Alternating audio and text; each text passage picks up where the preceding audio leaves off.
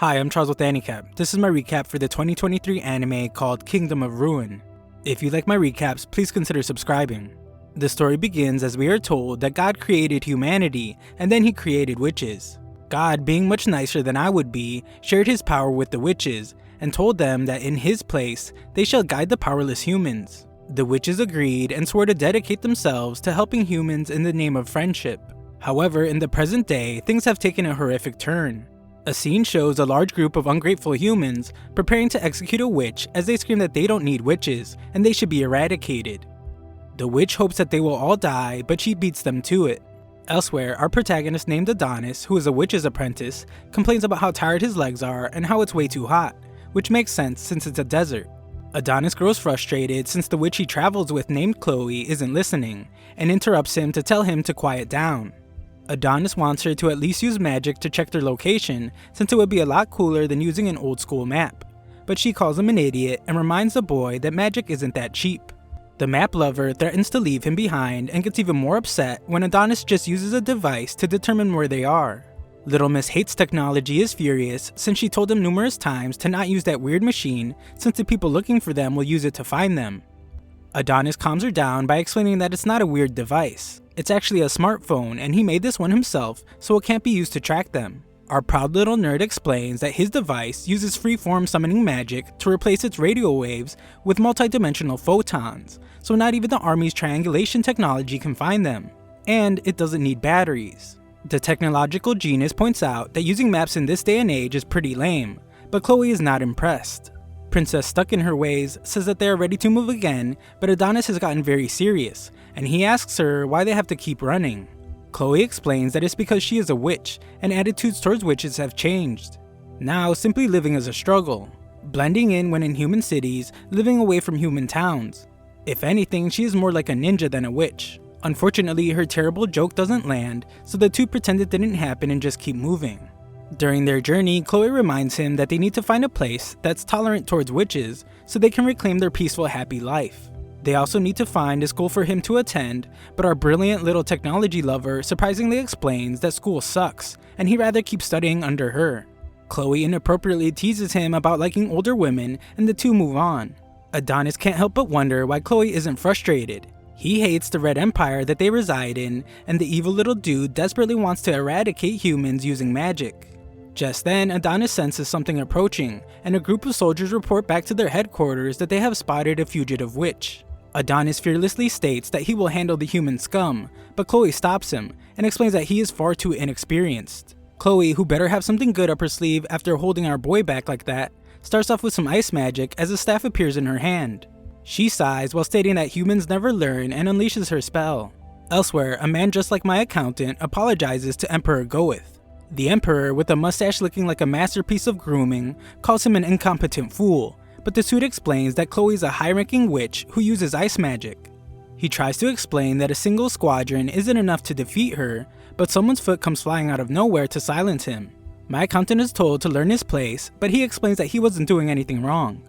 The Emperor silences everyone and just instructs them to bring Chloe to him immediately, as he refuses to let her escape. Back to the fight, Chloe's in the coolest pose she can make, and we see that she is exhausted after defeating the hopelessly weak humans. Adonis isn't saying anything though and is furious that Chloe always holds him back. He exclaims that he can use spells and wonders why she won't let him fight. Adonis thinks he could have handled those measly wimps easily. He doesn't see the point in studying magic if she won't let him use it. Misinterrupts a lot, interrupts our boy again, and reiterates that he is just too inexperienced with magic. This crazy kid then interrupts her by bringing down a massive sword straight down from the heavens, and asking her how could a student of hers be considered inexperienced. Chloe doesn't even address the good point he just made, and simply tells him that if he whines too much, she will get mad. However, Adonis has come to a conclusion, and assumes that she must be treating him this way because he is a human like them. He believes that she doesn't want him to kill his own kind because she is too nice. Because of this, no matter how much they mistreat her, she suppresses her emotions so he won't fight humans, and she never allows him to fight them. Adonis is at his limit though, and he can't stand not being able to protect her anymore. He tries to express his feelings, but she stops him, and just tells him that she feels the same way. As they embrace, one of the humans turned popsicle sticks has a device that confirms their location. Just then, our duo begins to float, and Chloe is shocked to realize that humans must have completed something. She points out that not even witches can achieve long-distance physical travel, but that seems to be what's happening. The ever-heroic Adonis tells her that things will be okay, and he will always be by her side. A look into space shows some pretty out-of-place technology. It's a space station, and the people aboard explain that the transfer is so far a success. The drop-off coordinates are set, and a transfer countdown begins. Back on Earth, Emperor Goeth gives a speech. He removes his crown so the peasant people can relate to him more, and he starts off by saying that he is speaking to them not as their emperor, but as a human being. The emperor, sporting the coolest mustache around, points out that mankind has always been protected by magic. Whenever natural disasters or plagues occurred, they depended on witches, expressed their gratitude for them, revered them, and feared them, due to their power exceeding human knowledge known as magic. Emperor Goeth believes this to be unjust. He states that humans are not just weaklings who must bow to the whims of the witches and beg for their assistance. Goeth, who could probably convince a cat to buy a dog with his speech skills, tells him to behold mankind's creations. Their countless airships fly through the sky, and their metropolis fears no storm. The automatic trains driving through their cities will open up new frontiers. And in their hands, they hold the fruit of their wisdom, the smartphone, a device that can be used to play sweet games and watch AniCap videos. He tells them that humans are not weak. Even without magic, they can mold the natural world and control it with their own strength. Goeth, with smooth talk so good he could sell ketchup as tomato smoothies, tells his people that now is the time to eradicate witches and show the world that they are its supreme rulers. Some random girl compliments the genocidal maniac on his fantastic murder speech, and he states that the world will surely move in a positive direction once the witches are eradicated. Just then, a beam of light strikes the stage, and we see that Adonis and Chloe have been teleported. The two can't believe the terrible things that the crowd is saying to them and become angry when they see that it was Emperor Goeth that brought them.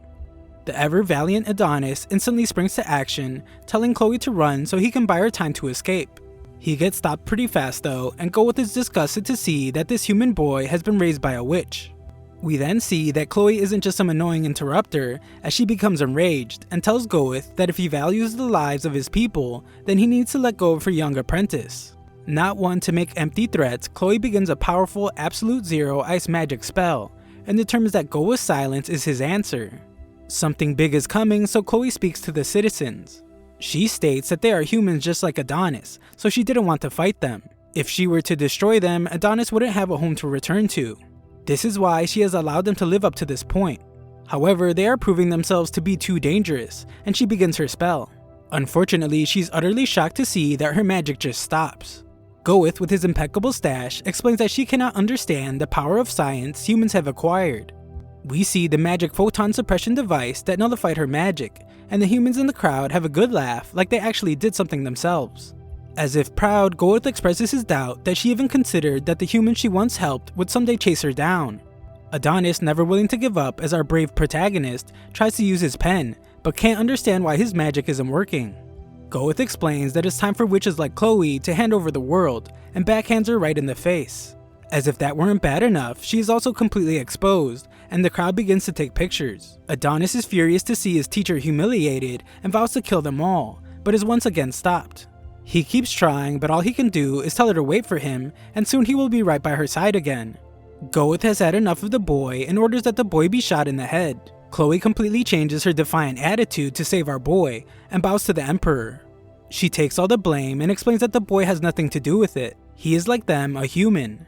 She lies by saying that she kidnapped him and raised him as her slave. He is a poor, miserable human boy. Completely out of character, Chloe begs and pleads that the Emperor have mercy on him, and she doesn't care what happens to her.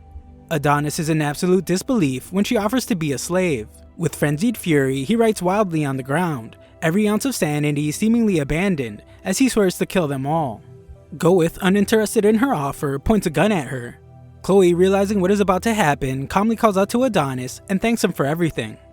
We get a quick glimpse into when they first met.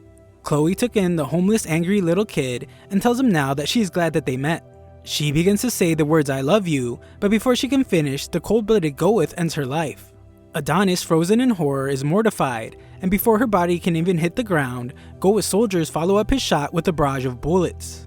Adonis begs for them to stop, but they are relentless. Their life together flashes before Chloe's eyes, and she thinks about how she was truly happy. The crowd cheers with utter jubilation, and Goeth finalizes her death by having her head cut off. We then learn the rest of what God said when he shared his power with the witches. He told the witches that the humans may fear them as they are timid. He hoped that they would become friends and bring eternal peace to the world. However, should they hate one another and fight, then may the darkness of chaos envelop the world. With Chloe dead and Adonis consumed by a raging fury, the real story can now begin. We move forward 10 years. A couple of prisoners are arguing over some food, but a girl named Daroka offers them her food so they can stop. One of the rude girls takes her offer, but Daroka's friend Anna points out that Daroka gave someone else her food earlier. Daroka keeps her spirits up though, and shows how much energy she still has with a strange dance. Anna points out that no matter how much technology advances thanks to the gear expansion, people keep fighting among themselves. The wars never stopped. She remembers being told that humanity would be happy once the witches were gone, but that hasn't come true yet. Anna, always staying positive, lightens the mood with some expert level puppeteering. Through her puppeteering act, we learn that they are prisoners because they lost to the Empire. Daroka uses the puppet to assure Anna that everything will be okay. Just then, soldiers arrive to call prisoner number 218. Others gossip about how those that get called never come back, and Anna is terrified when she realizes that she is number 218. The soldiers demand that the prisoners speak up, and Daroka fearlessly steps forward. Daroka is taken away, leaving Anna in complete disbelief since that was her number. And as if that wasn't dramatic enough, we see that Daroka left her puppets behind with their number. Daroka is taken to a place where she finds that she will serve as a slave. She sees what happens to those that refuse, and the flamboyantly dressed warden explains that she needs to serve the Empire just like everyone else. He states that running the prison costs money, taxpayers' money, the blood tax of the Empire's people. He asks her who brought about the gear expansion and the explosive rise of human civilization, who used their scientific and military might to defeat the witches and seize dignity for humanity. He answers his own question by stating that it was them, the Redia Empire. He is sure that she will fetch a good price and takes a selfie with her, but instantly regrets it when she bites his finger. Daroka makes an attempt at an escape and tries to open all the cells using the warden's phone. Unfortunately, their technology has voice authentication. She tries to ask it nicely, but that doesn't work, so she does her best impression of the warden. Luckily, her feminine voice is pretty similar to the flamboyant warden and it works. She tells all the prisoners to run, and with that, chaos ensues. Amidst the chaos, Daroka heads to a very special cell made especially for a very powerful person. Daroka is taken down, but the soldiers point out that all cells are opening, and they're in very big trouble. Just then, alarms begin to sound and the chamber begins to open. The guards panic with fear, and we see that it's the overwhelmingly angry Adonis. The guards tremble in fear, and Adonis, with unparalleled anger, breaks free from his shackles. With fear in his voice, one of the guards points out that prisoner 1001 is free, and he wants to report it to the chief. There is no time though, so they make the incredibly wrong decision to try and put him back in the chamber. These hopeless fools think it will help if they all go in at once, but Adonis instantly eliminates one of them. Without a single word or wasted movement, Adonis expertly finishes off the other two. Daroka, probably wishing she still had her puppets, is terrified out of her mind, and Adonis begins to approach her. She begs Adonis not to do anything, but immeasurable anger courses through him, and it's as if words can't reach him. He fires a shot at her, but we see that he's somehow able to still be merciful, as he only shattered chains. An announcement is made to all the guards in the prison, warning that all cell doors and corridor partitions have been opened. Elsewhere, Director Yamato, whose earlobes could probably be seen from space, tells a blonde guy to handle the situation at the prison, and gives him permission to arm himself with weapons greater than Class 5. This guy speaks far too casually for Vice Director Yuki's liking, and is sent on his way. Yuki promises to kill that blonde boy eventually, but Yamato warns against it, as he is a high-ranking executive just like her. Director Pancake for Earlobes is confident in the guy's abilities, but knows that the prison is quite dangerous. At the prison, the chaos continues, and it is reported to the warden that even the confiscated item storage has been opened. He can't believe that Daroka managed to crack his phone's voice authentication system, and is deeply frustrated by her choice to free the one person they couldn't afford to let escape. Elsewhere, we see Adonis atop a building. He tests his powers by firing a bullet, and uses one of his written-style summoning spells called Gain. Adonis, clearly with only one goal in mind, exclaims that it's now time to end every last citizen. Back at the prison, Blonde Boy, whose real name is Eekout, reports that he has searched the entire internment camp but found no signs of the boy. We see that taking care of the situation actually meant eliminating all the prisoners, and he learns that a building was struck by a massive shell.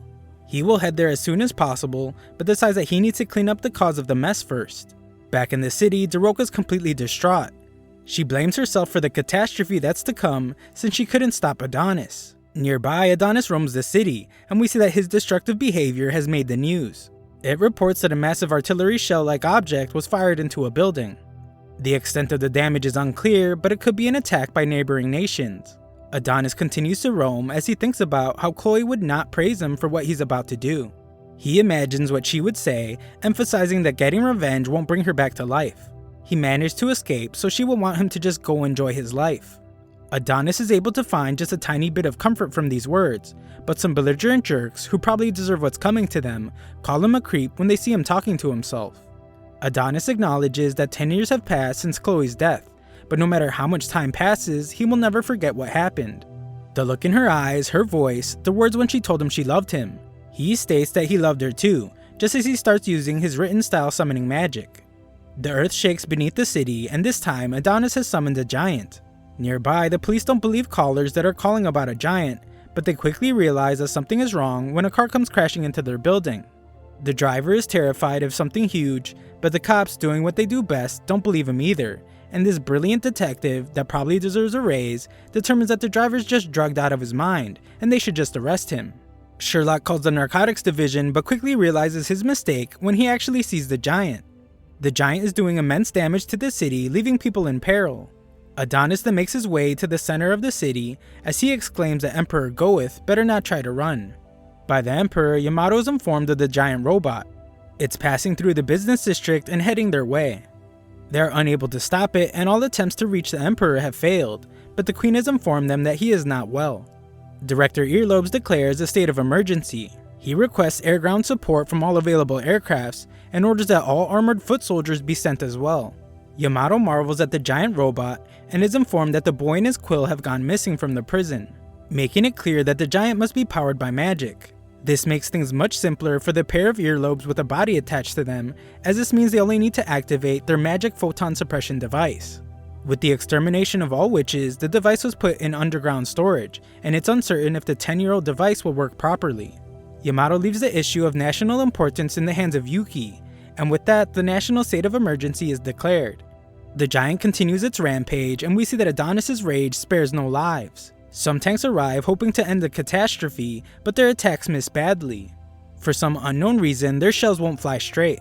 Adonis calls them scum as he makes a demand for their lives, and has the giant punch a building with such sheer force that its debris destroys the tanks. Yuki can clearly tell from the massive destruction that Adonis's 10 years in confinement were spent meaningfully. It turned out to be a simulation in his mind without limits. Scientific research conducted within the mind. The ultimate environment to determine the most precise way to slaughter a nation. As Adonis continues his rampage, Yuki explains that the only way for a non-witch to use magic is through written style summoning magic.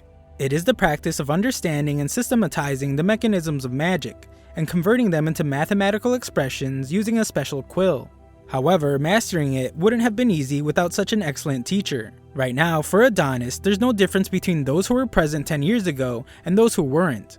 Adonis is relentless in his attack. He states that if killing Chloe was humanity's great purpose, then everyone who lives in the country and reaps the benefits is just as guilty. Adonis then demonstrates his incredible power to summon anything at will, and summons some giant Gatling guns called the Bullet Bell. Our revenge-seeking protagonist is determined to make things right, as he wants to exchange an eye for an eye. He does just as the humans did to his teacher, and sprays bullets down on a large crowd. The young man that we saw 10 years ago has clearly been driven to the absolute edge. With tear-filled eyes and without any semblance of sanity left, he looks to the sky, finding a bone-chilling beauty in the aftermath of his rampage. However, something isn't quite right. Clearly disappointed and still distraught, Adonis wishes he could feel better about things. Nearby, we see that Eke Out is watching, and he is told that the spellcaster is in the palm of the giant's hand. All forces are told that their target is long-term prisoner, the witch's apprentice, Adonis. The assault on the giant starts with a group of fighter jets. They bombard the giant with several missiles, forcing Adonis off of it.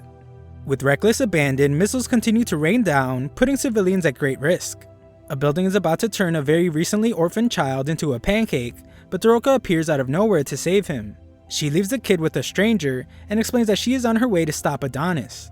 On top of a nearby building, Adonis determines that he's out of shape, and soldiers begin to descend on him. Back at the Imperial Castle, we see that while Emperor Goeth managed to maintain his impeccable mustache, he was not able to maintain his health. He is severely ill, so the Queen tells him not to worry about anything, and their empire will be just fine. She tells him to rest and assures that he did a great job as Emperor in making sure the empire would be strong.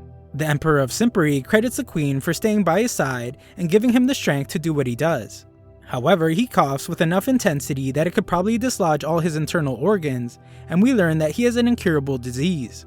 This absolute alpha male with a mountain of testosterone tells him that he needs no doctor since he is totally fine, even though he is casually holding a palmful of his own blood. Goeth begins to wonder if his illness is a curse from God himself. It doesn't matter though, he refuses to repent.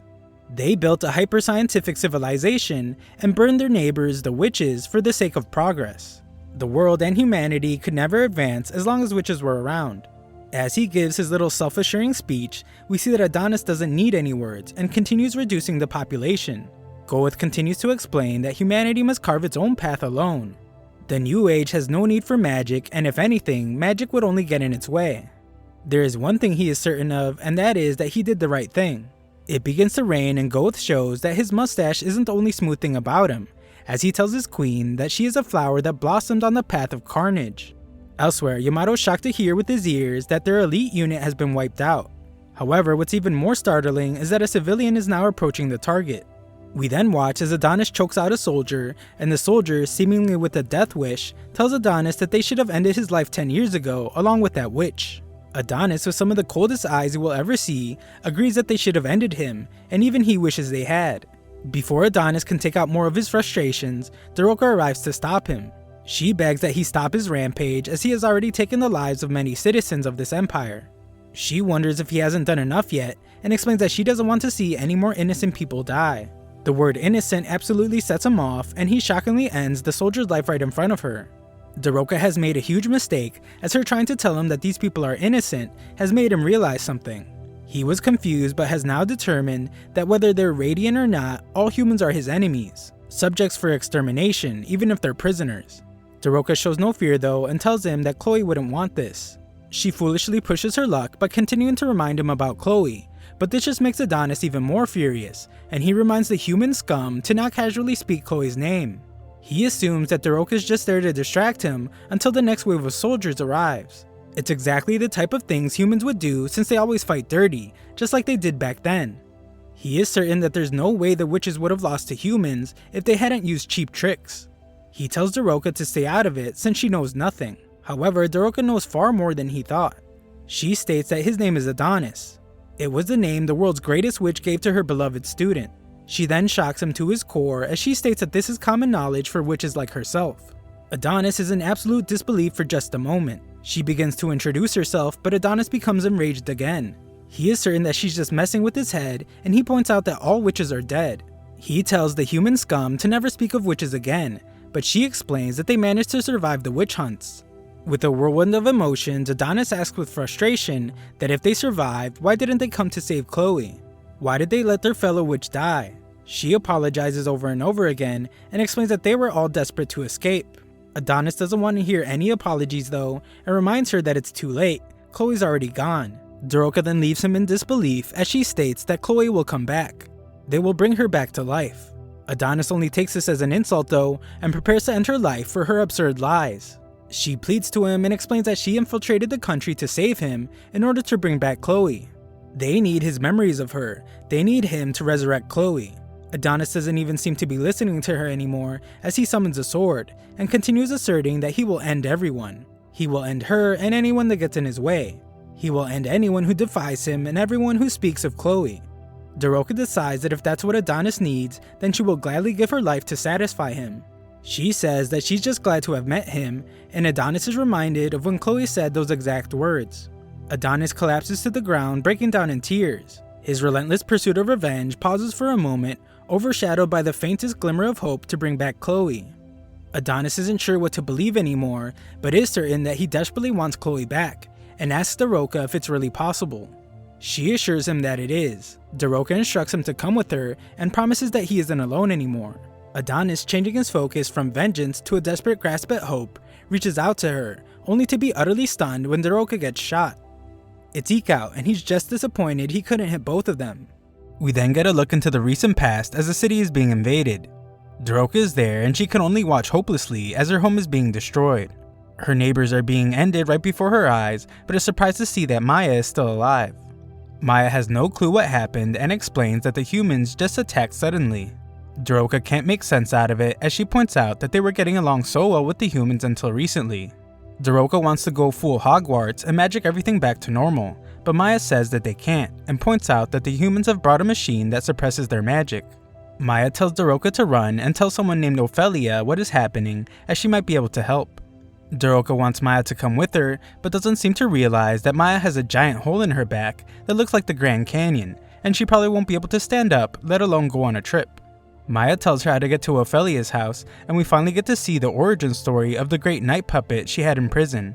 Maya won't let the gaping hole in her back stop her from making one last performance, and she uses the puppet to tell Daroka that she is a strong girl.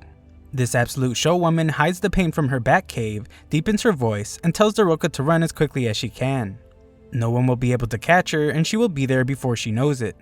Daroka takes the puppet and begins running as Maya says her final goodbye. She knows not to look back as she runs as fast as she can, and soldiers find Maya to finish off what they started. Back to the present, Adonis sits by Daroka's side after she has just been shot. He begs her not to die just yet, and desperately asks her how he can bring Chloe back from the dead. She tells him something about the witches that we can't hear, but he has to move away quickly as bullets rain down on her. Surrounded by soldiers, Adonis's rage can never seem to end as he feels like he's being messed with. He was just given hope that Chloe could be brought back, but has no clue how to do it. The soldiers prepare to end Adonis's life, and the foolish Ikaut, who stupidly shot the girl that was going to help Adonis, tells Yamamoto prematurely that Adonis is dead. However, we see that Adonis has picked up his quill, and he tells the humans not to get cocky. The soldiers then just watch as Adonis prepares his attack, and only after a few seconds do they decide to shoot. These guys fire every bullet they have, but it's no use as they just bounce right off of Adonis's magic barrier. Yamato can hear the fight from a mile away and doesn't like what's happening. Once Adonis is done demonstrating his power, he turns the bullets against the soldiers and ends them. Adonis doesn't even break a sweat as he ends the entire group, only leaving one bald-headed dude. I guess Ikaut didn't just watch what happened as he decides that it would be smart to shoot at Adonis. Other than making a big scene, the bullet does nothing, and Ikaut is shocked to see that Adonis easily stopped it. Adonis uses his written style summoning magic on the already pretty big bullet, and makes it way bigger. Only now does Ikaut realize that it was a bad idea, but it's too late as Adonis demands that he die, and he sends the giant bullet back. Shooting Daroka in front of Adonis was bad enough, but shooting at Adonis proved to be worse, as Ikaut is now just a pair of legs. Adonis calls all the humans powerless insects, and mocks them for thinking that they had any chance of beating him. Adonis speaks to the poor soul he left alive, as he wonders if the humans really thought that he would let them live in peace after killing Chloe. Everyone watches from Earlobe headquarters as Adonis states that he will wipe every last one of the humans off the face of the planet. He vows to make them feel Chloe's despair. Yamato's completely powerless at this point and just hopes that Yuki can carry out her mission in time. We then watch as Yuki is in awe of the crown jewel of science that once defeated the witches. Once activated, they will be able to suppress Adonis's magic. We then learn that Yamato is actually her big brother. Luckily for her, those cartoonish earlobes don't seem to run in the family, but she does hope that activating the machine will make her useful to her brother. Yuki rushes her men to get things started, but they are stopped by one of the 4 national bureaus of the Redia Empire, the National Science Agency. Director Theta states that she knew the Hot-Blooded Security Bureau would show up, and acknowledges how much Yuki has grown. Yuki is shocked to see Theta there, and we see that what Yuki lacks in earlobe, she makes up for with giant eyebrows. Theta won't allow them to activate the device, and Yuki demands an explanation. Back at headquarters, Yamato lifts his phone all the way around his giant earlobe to receive a call from Yuki, but is shocked to hear that it's actually Theta. Yamato tells her that he has no time to speak as they are in a race against time, but he listens as what she has to say is of vital importance. She explains that the magic photon thingamajig cannot be activated. Science is the work of humanity that sheds light on the world. They have learned a lot, but there are still things that they don't understand. One of those things are the particles emitted by the device. She reminds him of the illness developed by soldiers who participated in the witch hunts 10 years ago called human cellular dysfunction disease. They can't say for certain, but they believe these particles affected the human body, and this device kills cells. Yamato has never heard this before, but Theta explains that that's because they hid it. Unfortunately for the stupid humans, there are no more witches left to restore the natural environment. The atmosphere that would have cleansed these harmful rays is gone, and nature has fallen out of grace. As things are now, if a human body were exposed to a massive amount of particles, it would be destroyed. Yamato is more shocked than ever as he now realizes that it might have been the cause of Emperor Goeth's illness. A quick look back at the fight shows Adonis laughing maniacally as he easily stops more bullets from more soldiers, and the same thing happens to them. They are quickly losing the battle, and Yamato realizes this. Theta tells Yuki to return to the capital, but she takes off running for the device instead. She thinks about how they can't afford to worry about illnesses when the threat of magic is right before them, and remembers how her big brother left this task in her hands. Theta tells everyone to evacuate and begs Yuki not to activate the device, as even a little exposure could have major consequences. Yuki isn't listening at all as she states that her mission is of national importance, and the desperate girl activates the device. In the city, Adonis continues to laugh like a maniac, but is shocked when his magic is stopped. Everyone at headquarters sees that Adonis has dropped his quill, and Yamato desperately asks how Yuki is. Theta tells him that it was nothing, but we see that she and Yuki are severely injured. While Theta turns off the device, Yamato desperately wants to know what happened, but Theta reminds him to focus on the task in front of him. She questions if Adonis is really someone that they can't beat without suppressing magic, and asks him if they should really be having this much trouble against him. He recalls that his duty is to quickly exterminate those who harm the Empire, and she declares with great pride that they are Redia, the indestructible Empire. Yamato is inspired and commands all the units to charge. Adonis takes off in an attempt to get his quill, but it's too late as the soldiers are already prepared to fire. One very angry Karen gets in the line of fire, furious at Adonis for harming their nation. A building collapses between them and the other soldiers, but this one Karen couldn't care less and pulls out her thermal blade. Adonis wonders if he's finally going to die and is glad that he will be able to reunite with Chloe. The soldier doesn't hold back at all and takes his head off with one strike. The other soldiers can hardly see anything, but the girl eventually emerges from the smoke with Adonis's head. She states that she ended the witch's apprentice. Everyone celebrates and she is hailed as a hero. Everyone at headquarters celebrates as well, and Yamato sighs in relief. Yamato commends his troops but reminds them not to celebrate just yet. They still need to collect his body and confirm the damage done to each area of the city. Yamato is informed that the soldier that ended Adonis is a new recruit of the armored foot soldiers. His assistant wants to look into her further, but Yamato tells him to not bother as it's far more important to see how Director Theta and Vice Director Yuki are doing. The proud Yamato determines that Theta was right, their nation is strong. However, we see that Theta wasn't strong enough as her shredded up body is being taken away and so is Yuki. We then watch as Emperor Goeth gives another one of his classic and legendary speeches, with tubes seemingly coming out of every part of his body to keep him from flatlining mid-sentence. He announces that magic somehow survived and the abominable witches still remained in this world. The boy they took from the witches' hands 10 years ago has been unleashed upon the world, and it's the worst possible outcome. It's the long-term prisoner and witch's apprentice, Adonis. Despite being human like them, Adonis is a remnant of the terrible old world enthralled by magic. Goeth, showing what it would look like if life support needed life support, explains that even after 10 years, they have failed to determine how Adonis was able to use magic as a human.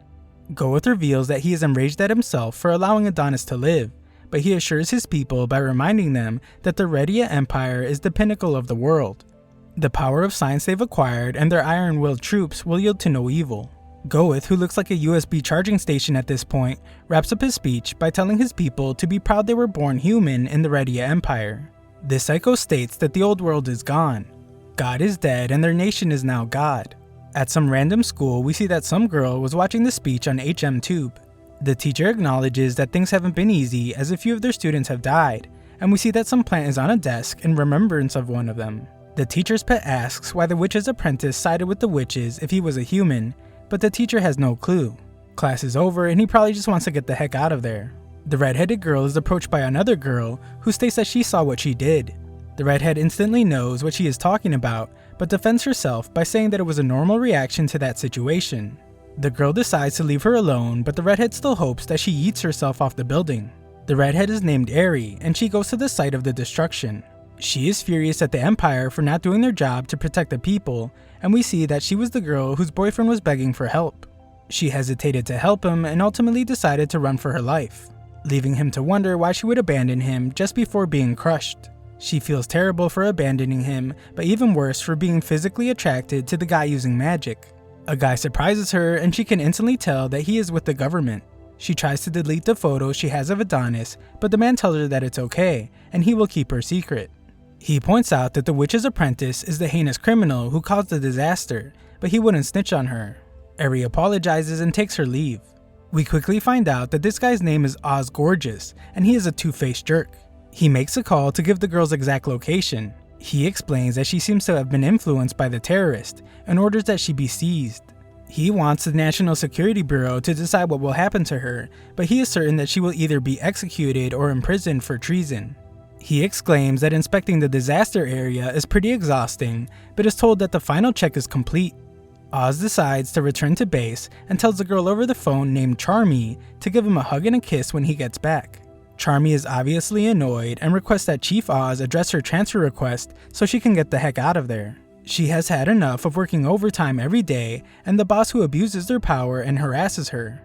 Moving on from that though, she reveals that some unbelievable analysis just came in and asks Oz to return right away. As we see that Adonis is there, she shockingly reveals that the body they captured is a fake, and we see that Adonis wakes up somewhere else. Thanks for watching the first 2 parts of this recap. Subscribe and ring the notification bell for future parts.